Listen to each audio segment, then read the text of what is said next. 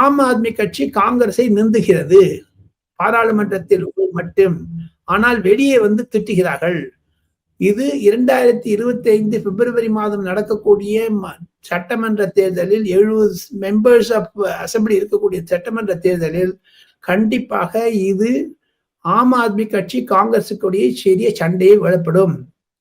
சில மூத்த காங்கிரஸ் தலைவர்கள் ஆம் ஆத்மியுடன் போகக்கூடாது என்று சொன்னாலும் ராகுல் காந்திக்கு ஆம் ஆத்மியுடன் போக வேண்டும் என்ற எண்ணம் இருக்கக்கூடிய பின்னத்தில் காங்கிரஸ் தலைவர்கள் சிலர் பாஜகவிலோ அல்லது வேறு கட்சியிலோ சேர்ந்தாலும் ஆச்சரியப்படுவதற்கில்லை. டெல்லி காங்கிரஸ் வட்டாரங்கள் அதுதான் தெரிவிக்கிறது. அருண், அதுதான் மாபெரும் டெல்லி லீக்ஸ்.